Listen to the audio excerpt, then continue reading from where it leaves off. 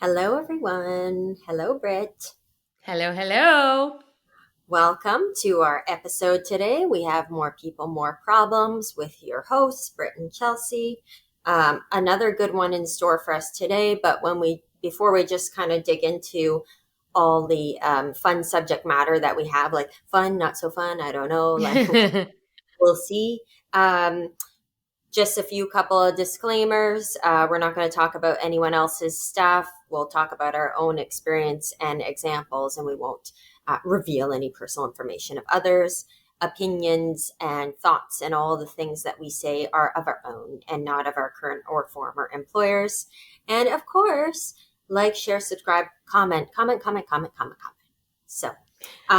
Sarah, we're I'll looking at you. Sarah, yes, Sarah, give us some more comments. Be like our top fan. All those top fans out there want comments. Okay, so Britt, let me throw it over to you to intro our topic. Yeah, so today we're going to talk about firing people, snipping the cord, getting rid of them, saying goodbye, however you want to call it. Um, But like, it's Britt, it's not see you later. It's goodbye. Don't Yeah. see us soon. It's Uh, goodbye. we laugh at it. And you know what? I think you do have to have a little bit of lightness or comedy in it, or else it becomes too hard. Because this is arguably one of the hardest things that, as a manager leader, you will have to do. Because, I mean, let's be honest, you bring people onto your team, you hire them, you're the leader, you generally like them. And then you grow them and you spend time with them. And there might be a few cases where you're like, this person is just the absolute fucking worst. Let me get rid of them. That's great. That's probably easy. But I would say that is the small minority of all of them. And I'd say more often than not, it's a really hard decision. And it's a really hard act to let someone go. And so today we're going to dive into how do you know when to fire someone or when to give them another chance? How do you do the actual act of saying this is over? And some just overall what to do, what not to do, because I think we've been through it. So my first question, Chelsea, have you fired anyone? In the sense of performance, like, so to speak, firing, absolutely. And I just want to put it out there, the difference between firing and letting people go or laying people off, for Mm, example, right? Because I just don't want to confuse those things. When we're yep, talking agreed. firing in this episode specifically, we're talking about getting rid of people because their performance isn't up to par and they're not the right fit for the team. And I don't know, they harass someone. They could be for all kinds of things, right? So maybe some easier decisions than others.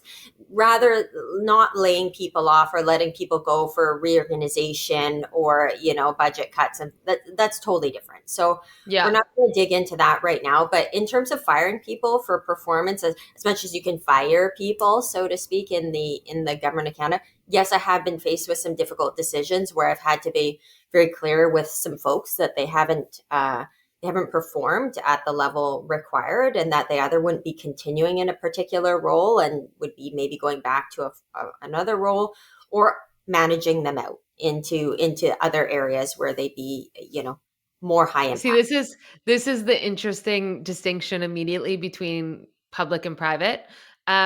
So within like my whole experience in talent, and let's just be honest, the private industry, like you don't manage people out. There's not I mean, there are unions in different areas, but I haven't worked in that. And so I think that there's more of an ease. And so this will be an interesting conversation because in the public and the government, it's a very different system. Mhm. And so there's different extrinsic considerations that you need to take in when managing someone out of your team. And so, interestingly, what I hear in the government a lot, whether you're saying this or not, is you fire someone from your team, but that just means they move to another role in the organization. Whereas in the private, it's like you're firing them from the company, and so they're bye bye from the whole organization. Um, yeah, very different. Yeah, exactly. So firing someone like from the government of Canada, that's a very different factor, and that can take a significant amount of time and a significant amount of work as well. Unless, again, like we're talking, you're ejecting someone for like ethical or like For cause. serious like issues of that nature. So when we're talking about performance, it can take a couple of years even of um, continuous performance improvement plans and poor results on performance ratings in order to do that. Now, when I talk about managing out, that can be for various types of situations. Someone, you might be managing someone out of a role who's been acting in a role and managing them out because, you're not prepared to appoint them into that role for reasons of performance. Yeah. How do you know? Let's dive right into like the real talk of this then, because I think this might be the similarity across the board. Is like, how do you know when to give someone a second chance, whether that's in this specific role of what they're doing or in the organization or, in general versus when not? And actually just like a funny sidebar, whenever I used to think about employment and firing someone, I used to always put the parallel of like it's a relationship. It's like any relationship. It's like dating someone. Sometimes it works, sometimes it doesn't. It's usually relative to like a million different reasons why. It's complex. It's not white or black. It's somewhere in the middle and you have to take it all into consideration. But when you break up, one person always has to do it.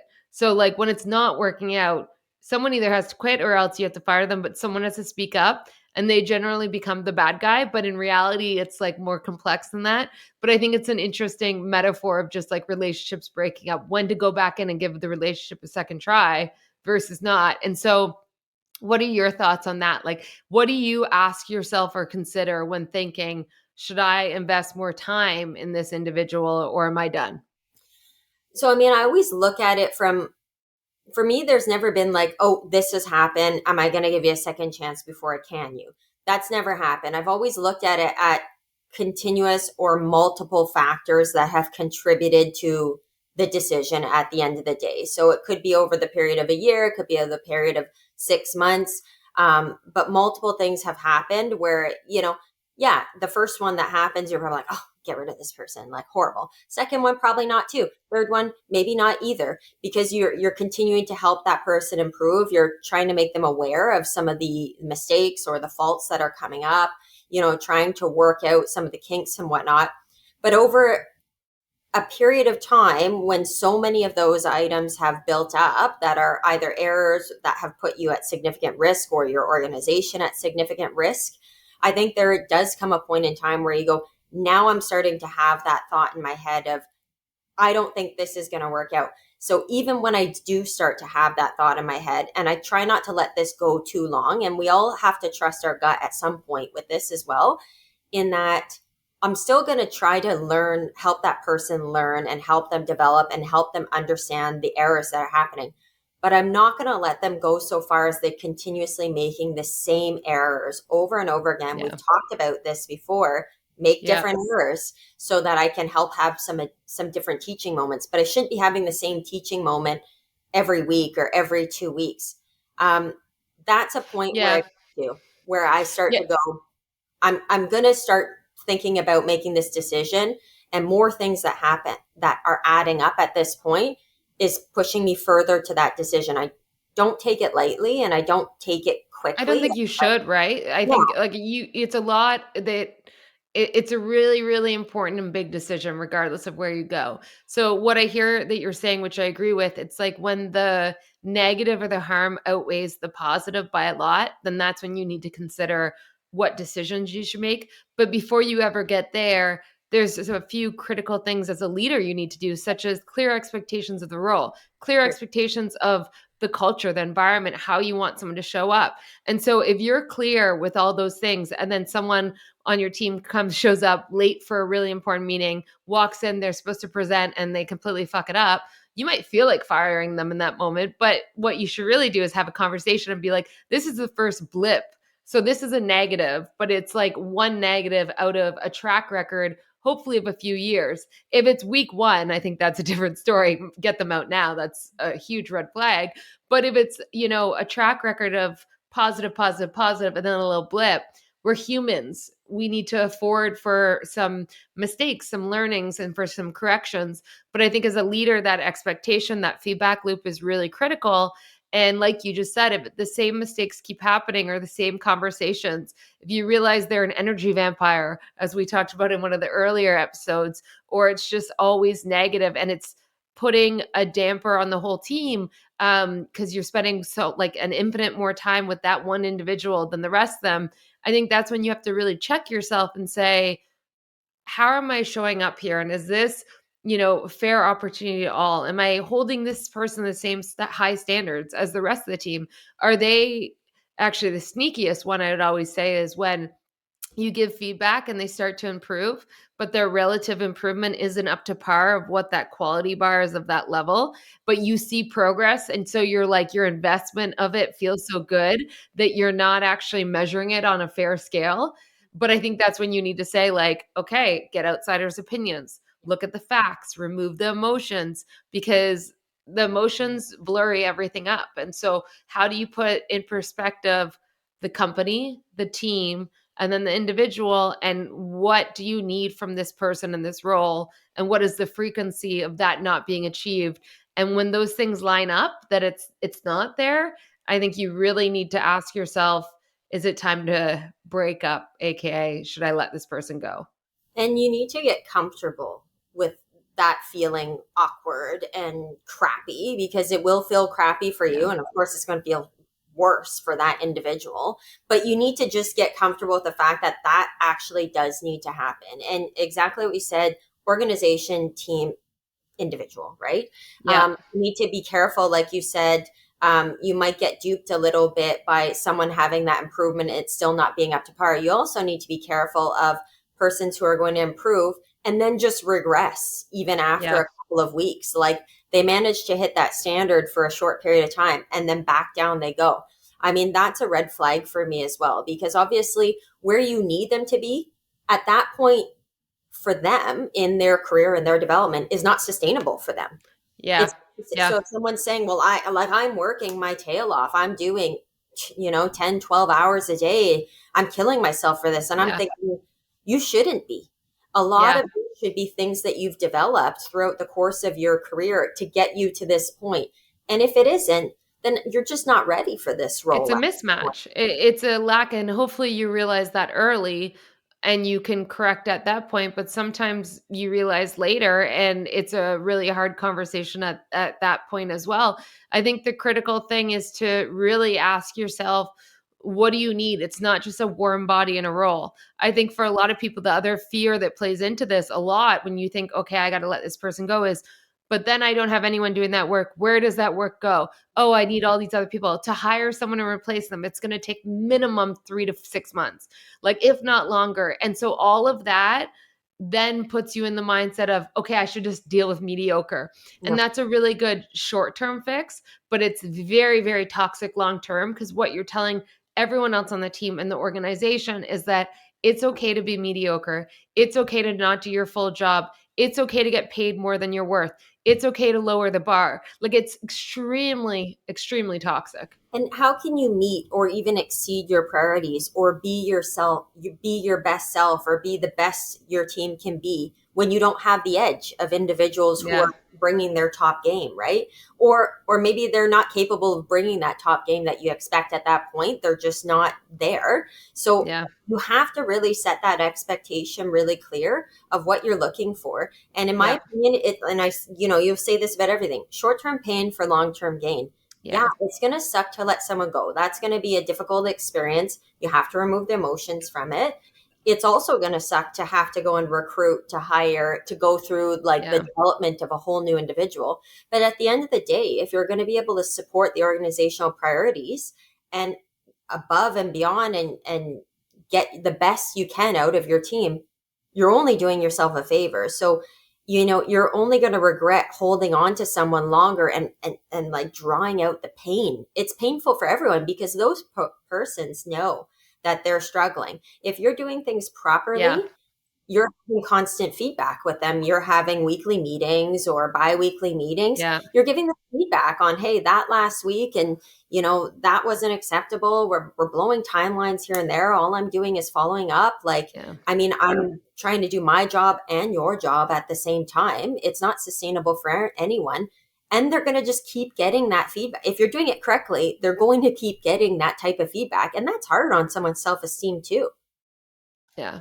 Yeah, I think a few good questions. Well, actually, first off, I would say, in my experience, like talking to managers and leaders, they don't often regret firing people too early, they always regret waiting too long to let someone go because of all these reasons. It's hard. You don't want to have an awkward conversation. You have hope. You like, but the reality is long term, to your point, when they look back in the rearview mirror, their regret isn't, oh, I pulled the trigger when I did. It's, oh, I should have done it sooner. But in that remark, I Well, think a few good considerations to ask yourself is this going to be a surprise? To your point, it shouldn't be a surprise to the point of, yes, some people are not self-aware, so there might be some, oh wow, but I think it's up to you as a lead and a manager to ensure that you're having the proper conversations, even if that's just that your performance isn't up to par. Maybe you need to do a performance improvement plan so it's written down in an email. It doesn't need to be always super formal, but some people take in feedback in different ways.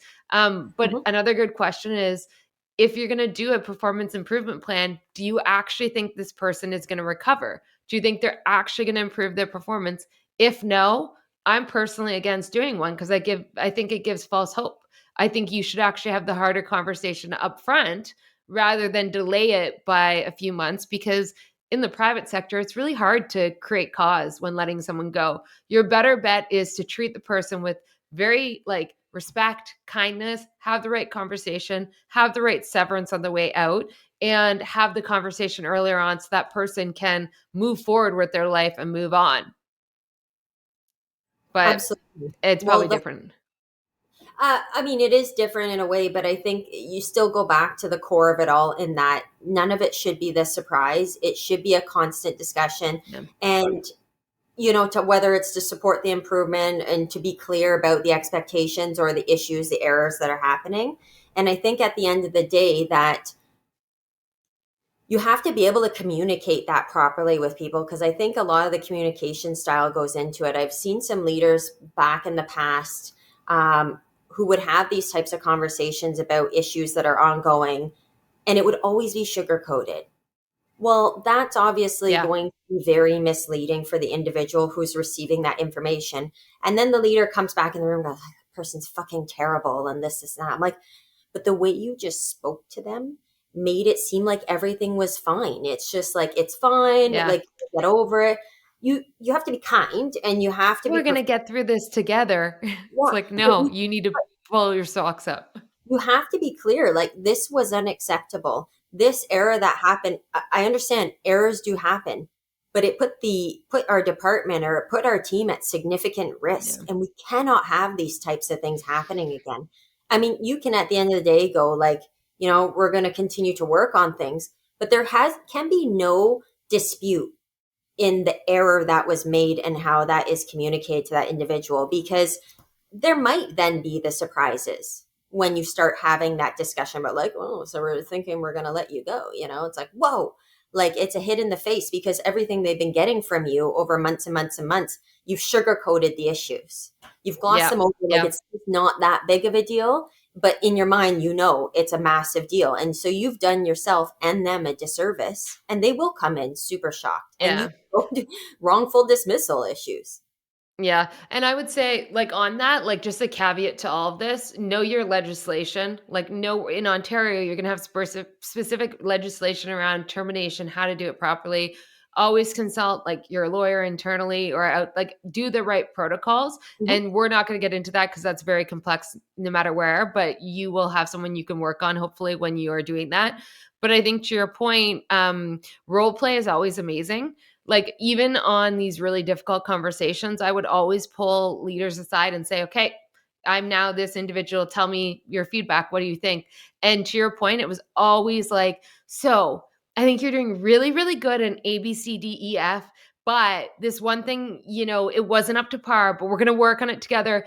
And I would respond and say, so I'm doing really good. I just need to tweak one thing. Like, you're not thinking my performance is low. And they're like, no, no, no. If this doesn't improve, we're going to fire you. And it's like, well, you need to completely pivot that conversation to lead with, this isn't okay. This is the impact on the organization. And this is what we're going to do to improve it. I'm here to support, but it's on you. And here's my new expectation. And if it doesn't work, we're going to have harder conversations going forward because I required in the role. And like, that takes practice. It takes both practice and like the role play and trying to figure it out beforehand, but in actually having those radical candor moments with your employees. And so I think build it up. as you go. One really good test that we always talked about was the red button test. And what it is, I'm going to get all the listeners. I'm sure you all have someone in your head that you're like, I might be considering employee X to be let go. I just don't know what to do about it. And you're considering all these things we've talked about. Okay, so have them in your mind. Hopefully, everyone remembers the nice red easy button from Like the what was that? Staples one? Is it From Staples or Staples, something? yeah. And it was like easy and all the things showed up and did all the work for you. So now let's put this in the mindset of letting someone go. If you're considering this person, should I fire them or not? And I gave you that easy red button. I said, if you want, you can push this button. I will take care of firing them. I will take care of replacing them. All you have to do is make a decision on whether or not you want to replace them. Would you push it? If you would push it in that moment, I can guarantee you that you should be doing more conversations, potentially letting them go already in the organization because you're letting all of the work and the scary factors cloud your judgment and you're not doing what's best for you, the team, and the organization. And so I think the red button test, like the red button push test, is a really important one to consider. Are you there or are you not? And then what to do from that point on.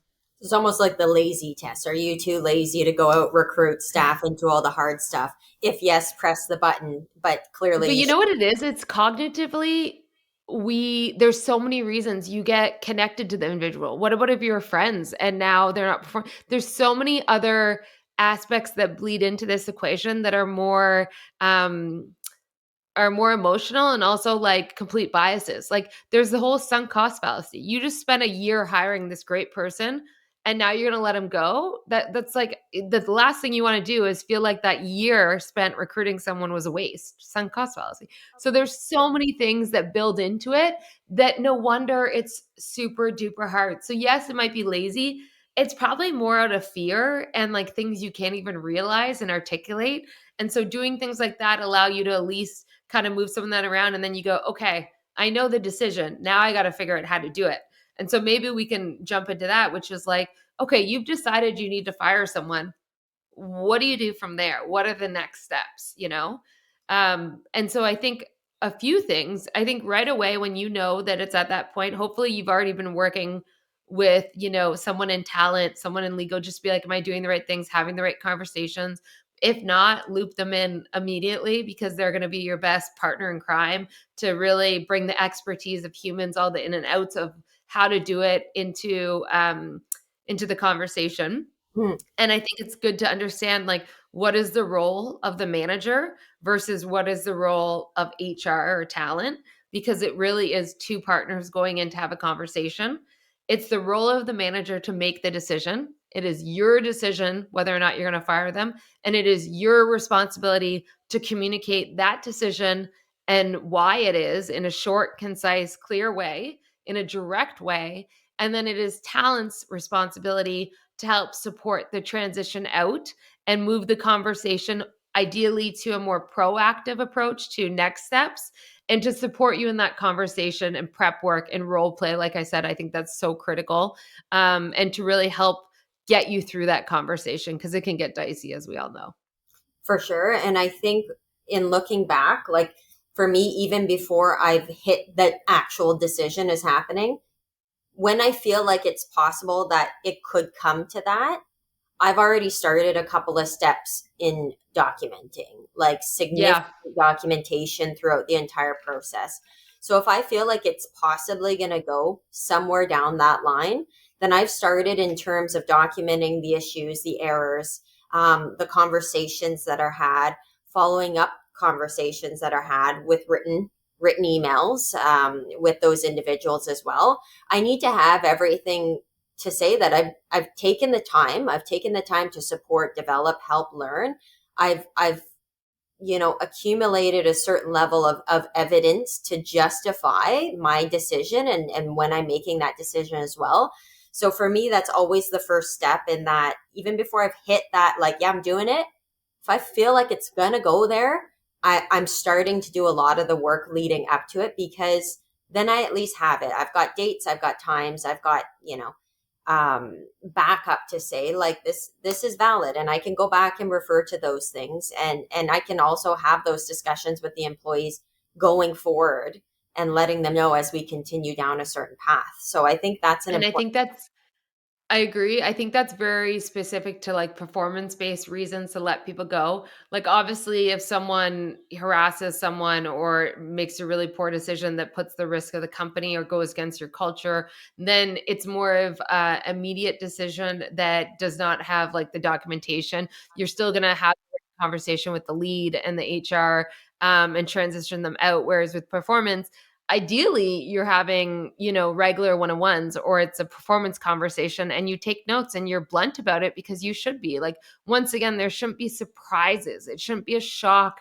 One day I thought I was the best employee and the next day I'm fired. Like, that's a failure of the manager if that's the case. So document in the way of, you don't need to write minutes to every meeting, but you need to have a good inventory of when you've had the conversation. What did you cover? What were the expectations and reality of that? And before we jump into some of those other kind of tangible ways to support the firing, what would you say, and based on your experience, and you've probably fired a couple of people like in your heyday, Yeah. what is something that you would not want to say when firing someone? Oh my God, there's so many. This is maybe the what to do, what not to do. I think what not to do is, hey, Chelsea, so I know we've been having a lot of conversations and we've been going up and down together. And like, I just think we might be at the place where, you think you got to go? Is that what you're thinking? Because I think like we might be done. Like, I just think that, Yeah. just dot, dot, dot. Like, fuck no. That's not what you do. What you do is you walk in and you say, hi, Chelsea. Today is going to be a really hard day. We've decided that this is going to be your last day at company Brittany. And because of ABC, we've made that decision. And now Katie over here is going to go through your package and help you transition. It should be short, concise, to the point. You should let the person know right away. When you hem and you haw, like the first what not to do, you give hope to the person that they can fight you on it, that they won't lose their job. And what's happening in that moment when you are firing someone is like, I don't know if you've ever heard of Maslow's hierarchy of needs, but it's a pyramid and the bottom is physiological safety. And what it is like the ability to have shelter and to have food and to have like that security. And when you fire someone, you are questioning all of those things. So even if this person like doesn't want that job any longer and agrees, they're going to have a really hard defensive reaction and they're going to fight you on it. So when you leave a door open like that and you're decisive, and I just think that you're completely screwing up as a manager in that moment if you go that route. I agree. And I don't think I've done that previously in firing decisions. I think I've built a lot more in my repertoire to not do that. But I do know in some conversations I've had in past, not on firing decisions, but like you kind of leave a crack and then you're like, oh, fuck. Like I shouldn't It's have done terrible. it. And they're going to go at it and everything. So I I have think, too. I've been sitting in like, I mean, the reason why I'm so certain of what to do, what not to do is I've definitely leaned into that when I was scared, unsure. And so the conversations didn't start as we might da, da, da. It was just like, okay, so I probably said something like, we have bad news, but we're gonna have to let you go because of something. But I mean, you're so great. And I caveated it with all these things. So then they were like, well, if I'm that great, like tell me more. Why? I don't get the decision. And why are you doing this? I ended up sitting there for over an hour trying to go back and forth. So another thing, know when to close the conversation and say, okay, this is all for today. If you want to talk about it at a later date, like give some breathing room to absorb the conversation and to mourn the loss of the loss on all sides and come back to it. You don't need to have every, you know, discussion or endpoint in that one conversation. And that's also where you can really lean into the HR talent person that's with you to be like, Katie's going to go over all of this and I'm going to leave it there. And they can, I think the role of talent in this moment is like when the manager is going off or maybe not saying the best things, they can kind of interject and say, okay, I think we're getting a little off track here. Like, why don't we reorient towards the why or how we're going to do this and next steps? Like, the decision is final. Like, after doing so many of them, the biggest asset I think to the conversation is to reiterate this decision is final. There's no change to it. All we can discuss right now is the way forward. So, like, how we can support you on the way out, how we're going to communicate this. And so I think I don't say that to be cold. I just think it actually lands True. that this isn't something you can change. I mean, it's absolutely true. Not in terms of firing, but I've done certain discussions where people have been screened out of a selection process, and in the Yeah. government, you can request an informal discussion after. For some reason, everyone seems to think that that's their opportunity to Win them back. go back in, and something that they might say during that discussion is going to allow them to be screened back in. But it's not. It's for them to just get feedback on what their performance was. It's not to change the decision. And it's the same Yeah. with performance agreements in the government. People go, well, if I don't sign it, then you know, I don't It's agree with not it. real. That's Sign not it. it. It doesn't I mean, say you can it. go You know what I mean? Like everyone just seems to think if I don't sign it, then I don't agree, and that agreement is not there. Like it doesn't happen. It's like no. It clearly states you're not signing because you agree. You're signing because you've read, you've acknowledged, and you've had a discussion with your manager. This is the feedback that you have, and that's that. Like yeah. you don't, anyways. But I Well, was just it's also just all different types of, like, forget about all of the minutia of a second of like documentation, all that stuff. Cause like there's important roles, but like let HR tell you what to do there. Like, to be honest, the most important thing actually, it isn't that you check all these boxes, like simplify it. The important thing is that you're having the right conversations with the individual so that when you actually fire them, you feel like you've done your part in trying to set them up for success, realizing they're not, knowing that this is the right decision for the team and the organization, and then having the gall and confidence and righteousness to actually have the conversation with them and support them throughout the way out. And there's many different ways you do that. Documentation can be important, it can be not important in other ways. You can't skirt it when you're the employee that's not performing. Hate to tell you, but it's still there. So I think, like, just make sure you're telling it actually on the conversation piece. Another thing I would suggest of what not to do. Don't have the conversation with everyone around you but the employee you're going to fire. Don't go tell your peers, or maybe you're confident on the team, I'm letting Chelsea go tomorrow, but don't say anything. Like, so terrible. Treat this person with respect dignity. and confidentiality. Like, confidentiality, yes, because that's a responsibility, and you will get screwed if you don't by, ESA, by the HR tribunal, all these things. But more importantly, because this is a human and you should treat them with respect. And that means giving confidence and letting them know the news first. And then how you communicate to the rest of the team. You don't got to show everyone's dirty business. You can say, hey, listen, we let this person go. We thank them for their time here. And in some cases, I have given more details, nothing that gives full transparency. But in some cases, like where it's a really big shock and no one understands it because they were performing amazing, but something came up and we needed to exit them for other reasons, I would say the reason isn't due to performance. That has nothing to do with this decision. It has to do with a culture alignment and something that was done. And so, just like to be clear, you're not going to get fired if you're performing at that level because that wasn't the reason. Right. And I think that that's really important. That communication piece after the awareness for the rest of the team, colleagues, whatever Yeah. the case, that needs to be done correctly and sensitively. And you're right, you can't have full transparency in these scenarios. You can't, because you No. can't preserve someone else's privacy.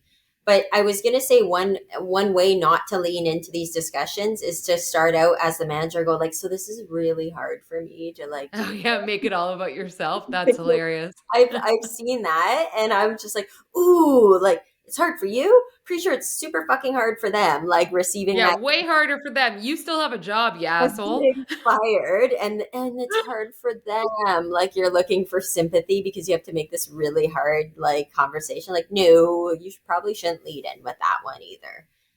And I think you just have to No. take ownership of the decision. Like at the end of the day, you Yeah. have to firm, no open door, take ownership of the decision. I'm not a big fan of the we. I'm more of a fan of I've made the decision. Yeah. Like this Yeah. is my decision. I made this decision based on various factors, and we've had discussions about this, and I'm sorry, but it's not working out. And, Yeah. I'm letting you go from this particular role, or you're not going to be continuing in this particular role. Yeah. And that's the decision that's been made. And I think, like, just to be blunt, it's gonna be hard. You're probably not gonna sleep the night before, unless you've done many of them, but, like, I always would just be up worrying, you wanna say the right thing, you feel bad, Yeah. like, it's gonna be really, really hard. I remember the first time I wasn't even firing someone, but I was on the talent side supporting, and I had to, we had to let someone go, and it was my first time. I was walking to work, and I called my dad crying, 'cause I didn't wanna do it. And I was like, "It's just gonna suck," and it was messy, but guess what? They're all messy. They're rarely clean cut. And he said to me, I didn't give him specifics, but he said, "From my experience, very often someone needs to make the decision and the individual rarely will, and what you're doing is you're letting them be free of this commitment, and they're going to be better off from it. They're going to find a job that's a better fit. They're going to, try harder. This might be the wake up call they need, that they have to try harder." But, like, it's kind of, once again, going back to those relationships. When a relationship romantically or a friendship isn't working, someone has to make the call, and when you do, you learn from it. And so I just think, like, that's the reality of the world we live in any kind of way. And the good news is when you get fired, at least you get paid out. Like, you get some time to transition to a new job and you get supported. It's not just cut and dry. If it is, go to talk to a lawyer, because that's messed up. Well, in the Unless you've private done something really bad, but in the private sector, at least. But yeah. no, no, Well, because like I said, it's really hard to fire people for cause. So, and when you use cause, you don't have to pay out, but that is just very rare. And so, anyways, I don't think that's, in my opinion, very much a use case. So, do we have any other quick tips, points that we want to jam into the episode before we go? I just had a good point, and then it was on the tip of my tongue, and I've lost Oh, it. I talk too much. So annoying. I No, no, no. rambled. I just lost my point, and it's okay. It might come back to me in the next like 2 minutes, but it might not. Okay, well, if it does, we'll talk about it in wine time. But I would just say, to conclude, like, think about the red button, write down the facts, make sure you're putting your all into it, but really remember that it's bigger than this one individual. It's a team that you're serving, it's the company. And once you've made the decision, use the right partners in the organization to prepare for it. Role play might not be the term you like. Practice, say it out loud. I used to always sit down with people and say, "Okay, we're going to role play." And they were like, "I'm not doing that." And I was like, "Okay, let's just try it once." Love a good role play. Let's try it just once. And by the end of it, we ended up doing it like 10 times, because it's different to say it out loud than it is to just think about it through and through in your head. So I would practice, and then just know it's going to be shitty. Like, it's not going to be a fun conversation, and it shouldn't be, but you're going to be making the right decision for the organization. You know what I actually just thought my point was, and Okay. exactly to your point where you said, "Oh, this might be a learning experience. This might be the kick up the butt. This might be where someone like goes and brings their self to some other job and they do Yeah. fantastic." Maybe that's their edge point. That might be an edge Yeah. point for them. That might be Way exactly to what do a callback. I know. Sorry, I just had to do I it. Might be an edge think you're point for right. people, because a firing would be an edge point, and sometimes you have to hit your bottom at times in order to go up and to kind of climb and be your best, right? Yeah, I actually know someone very well who's amazing and brilliant, and he very honestly and will say his edge point was getting fired from an internship, and it woke him up to pivot to work harder, and it changed his life. So I think you're spot on there, and maybe that will give you the confidence to make the decision. So just think about that when going into a tough combo. Good luck. Well, Now let's drink, and yeah, have the wine ready. let's drink. Okay, so let's on the point of edge point. On the point of edge point, let's move into wine time. Okay. See you in a sec. See ya. Okay, we're back for a little wine time. And today we have a special thank you to a Miss Shannon. She bought us this wine, and we're going to give it a little review. So, as you can tell, it's empty because we started the wine around the pool, aka why Chelsea and I have little summer vibe going. But we are drinking now as well. It's called The Beach. It's a new varietal of Whispering Angel. Whisper. So we love it. And it's 2022. I would say, because I am a huge fan of Whispering Angel, Mm, that it's very similar. mm. Very similar. I love So it. it's a little sweeter than the last one, but still like a crisp, nice. I actually think it's nicer to drink like around the pool because it's a little sweeter. Like I feel like you would like it more. Yeah, I mean, I do like a bit of a sweeter wine, so I am really enjoying it. I think it's lovely. I think it was a good pick on Shanban's part. Shanban, I just gave her a little nickname. She's gonna I love know. I was like, is that her nickname? You guys just go by that? A little shambang? Shanban. I don't know. It just came to my mind. It's not a good one. I'm going to come up with a better one, Shannon. Yeah, okay. I think it's lovely. I'm enjoying it. Obviously, we drank a couple of glasses before Yeah. this, so I mean, listen, it is like a balmy 30 degrees here in Ottawa. So it was prime for a little pool. And then the power went out. So when we were supposed to start recording, power went out. And we said, well, I guess we just got to drink more wine by the pool. And so it wasn't our fault. It was the fact that they're doing construction and blew the line. But it came back on. And I think we still rocked it by getting the podcast done because I almost bailed. yeah, Britt was like, I don't think I want to do it. We have to do it. Our listeners need to hear It's us. just the pool and the wine was really, really good. It It's was really good. all really, really tempting. It's such a beautiful day. I don't think there was like a single cloud in the sky. No. It was a day for pooling and enjoying and just like vegging, but like a little bit of work, a little bit of work too. Yeah. I mean, this sure. Um otherwise just mainly pool today. So I would give this, going back to this, I would give this an 8. I don't know how much it costs. Like, I think that'd be rude of me to ask Shannon. So we can include the price, but it is Whispering Angel. So I'm assuming it's probably around the same price. Like 2025, right? Because Yeah. Whispering Yeah. Angel around 25, I think. Also, very fun bottle, I like the bottle a lot. right? It's Got cute. a very tropical kind of like, I find even like 80s themed bottle with the Yeah. coloring and everything. I would give it Mhm. somewhere between an 8 and 8.5, but you know how much I love her. Ooh. I just love Yeah. a rosé, and I like this is Yeah. the time for rosés, so you have to just enjoy them. Have you tried, side note, have you heard about that, like, putting jalapenos in the rosé? No, I've never heard of that. Okay, so it's a TikTok trend where they put jalapenos in the rosé. You chill the rosé, so it's like ice cube rosé, and then you put some jalapenos in it, and it's like something to do outside in the summer. So like just in a rosé, or would you just do it in another one, like in a white? No, only rosé is what I saw. I don't know, spicy rose. I don't know. We could try it. I think I would be more suited because I like spicy things. But yeah, I don't know. It's something to do.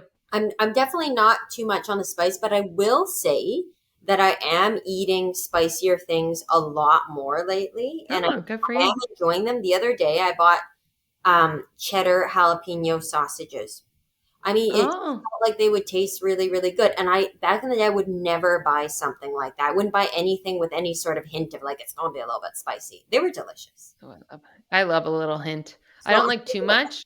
My dad eats things spicy and he just, as you know, oh, sweats. yeah, And I'm like, Dad, like maybe your body doesn't react so well to it. Maybe you should pull back. it's too spicy though. Like maybe it's just a little bit too spicy, you know? No, I don't know. I think it's just his bodily reaction, but anywho. Okay, so what's new? How's your last week been? What have you been up to? Week's been good. Work's been good. Work's been really, really busy. Lots of stuff Yeah. with the kids because it's like end of the school year, right? So lots of school When fun. did they finish? How many more weeks do they have? Oh, they're done next week. Like Oh shit. I think Wednesday is their last day, but like in reality, almost the whole month of June is just like chilling and doing fun stuff because they do report Yeah. cards at the beginning of June. So like there's nothing like I mean sure they're doing educational stuff, but they're not being assessed on any of it. But a lot of Yeah. field trips, like I actually went on a little field trip with Carter last week. We went to the Cumberland Museum. I chaperoned, like I How volunteered. was that? I was very proud of myself for doing that. I don't know, I had a blast. I had a lot of fun. It was beautiful weather. I mean, I had a little troop of boys that I was leading. Like they were my group. I had four boys, including Carter, and so like they were my charges. You know, I had to keep them in line. I had to keep track of them. Did you try and be cool, mom? Always, always. Or I played. I did the tug of war with them. I did some different little games. I played a bit of soccer. I was just all around trying to be volunteer mom superstar as I do. Yeah, as you are. And they seem to enjoy it. Some of them, it's funny, I was trying to help with something with a few of the boys who were doing some game thing, and they're like, yeah, we're good. I'm like, okay, fuck you then. Like I won't. Like it's like they're annoyed that I was like kind of helping out and like trying to help them like progress their game. I'm like, okay, fine. Like I won't help you then. Like, Like that's okay. yeah, you suffer. Yeah, idiot. No, just kidding. Yeah. I didn't call any kids. Like That's good. You should hold yourself I back. didn't call Oh my anyone. God, Carter was so cute today, though. He just is an adorable little shithead. Like I love him. I could just eat him up.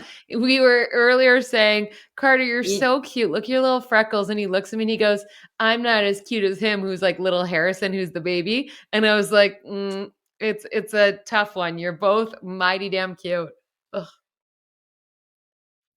both little cuties. Yeah, he is my Yeah. little champ there. It's hard to let go of your baby, your youngest and whatnot. I think we all know. I'm pretty sure your mom breastfed you till you were like 4, so it was hard for her. Yeah. Um My mom's gonna she's hate like that you she said didn't that. even And she didn't. To clarify, fact check, she did not okay, breastfeed me till not a Game of Thrones situation. It wasn't until she was 4. It was like two. I think it was but anyways, two. okay, totally normal though. I'm not trying to shame anyone. That's totally fine if you want to breastfeed your kids forever. Yeah. As long as it's not like so from Game of Thrones, that's fine. Anyways, Dangerous yes, it's hard to territory. let go of the babies. They're your baby. I know. Okay, I don't want to offend anyone. Dangerous territory. Okay, I'm sorry. I retract. I'm apologizing. Okay, Sorry, so Pam. side note, and then we got to wrap this up. But I've been listening to the best podcast, Witch Trials of J.K. Rowling. Have you heard of this? I've heard of it, but I haven't listened. Oh my God, I'm obsessed. I'm on like chapter 6 and there's only 7, so I'm almost done it. But yeah, The Witch Trials of J.K. Rowling. And it goes through like her tweets and the reality or the reactions of all of it. And it talks about like obviously some of the different viewpoints of it, but the interesting backstory to it is just how much our culture and like social media has affected how we think about things or even just how things get brought up in awareness. I would highly recommend it to anyone who's interested in just like listening to a very well journalized like both sides of the story, and it just brings up so many viewpoints of like how much we've changed in the past 15 years. And it brings you back to like our high school days of like how something got popular and how it get popular versus now where it's like Instagram, TikTok, everything. And then like if someone doesn't like it, you get canceled. And so when you just said that, it made me think of it because I'm like, don't get us canceled, Chelsea. But I joking aside, it's a great podcast. Nobody canceled me.